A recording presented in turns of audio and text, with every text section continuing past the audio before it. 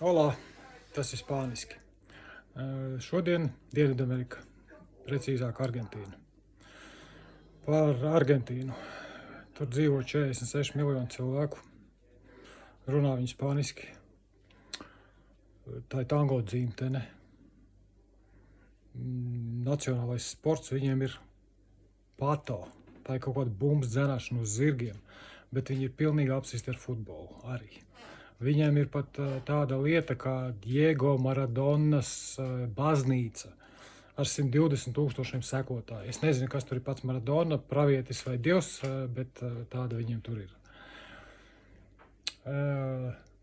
Baigi patika, kā viņi ir izcēlušies 2001. gadā. Viņiem 10 dienu laikā šajā gadā ir bijuši 5 prezidenti. Savdabīgs rekords. Ko viņi ēd?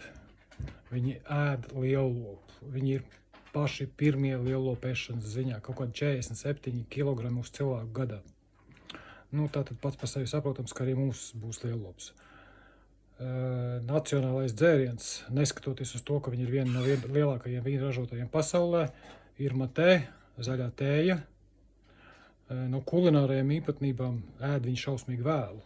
Viņiem vakariņas ir 10. vakarā. Tā kā jau uz turieni braucat, restorāni ātrāk par 9 it kā pat nevaroties vaļā. Ar to rēķināties. Ēdīsim mēs šodien lētus sautējumus. Spāniski būs uzrakstīts uz video. Tad ko mums vajadzēs? Kādi 300 grami lielopu gaļas. Var ņemt jebkādu to lielopu gaļu. Argentīnieši ēd steikus, bet steikiem ir baigi dārgā gaļa un pavārs no manīm tā, ka es viņu tikai sačakarēšu. Steikus es neriskēšu taisīt. Chorizo desa, tepat cenu klubā pirkta pa kaut kādu 2 eiro, bet var atrast arī Rimi un Maxi. 300 grami noskalotas zaļās lēcas, pāris kartupeļi, 1 sarkanā paprika, 1 burkāns, tomāti savā sulā, vajadzēs pāris karotes tomātu pastas, no garšvielām sīpols, pāris dāļas ķiploka, paprikas pulveris, sāls, pipars, oregano, pāris laurlapas, un bišķi lielopa buļons, kādi 600 ml plus mīnus. Gatavošana, kā parasti, būs vienkārša. Šie ir pirmie soļi. Es katliņā apcepu sīpolu, tad pievienoju ķiploku apcepu, tad ieliku chorizo, bišķiņu apcepu. Tur ir minūtes būtiski, tur nekas nav riktīgi jāsaka. Un tad gaļu. Lielopa gaļu vispār tā kārtīgi neapcep. Viņi tikai tā kā apdedzina, aprauj. Pusotra, 2 minūtes, labi 2 teiksim. Un tad pievienot 2 teikarotes tomātu pastu un arī pacepina kādu minūti. Tomātu pastai patīk, ka viņi padedzina bišķiņu. To es izņemu no katliņa un katliņā sasviedu iekšā visus dārzeņus, jo tos arī vajag drusciņu padedzināt. Kartupelītes, paprikā, burkāns, to arī visu padedzinām, pagaidām garšvielas vēl neliekam.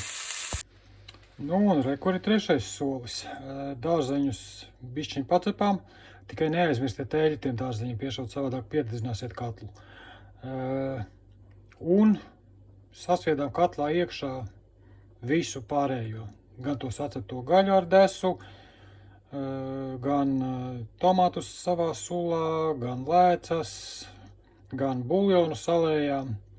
Salikām garšvielas. Sāli pārāk neaizraujieties, chorizo desa diezgan stipra tāda sāļa, pipars, pāris laurlapas, karote, tēkarote, paprikas pulvera, oregano gan uzreiz nešaujiet klāt, atstājiet viņu uz beigām minūtes 5 pirms gatavības, tad viņu pievienam.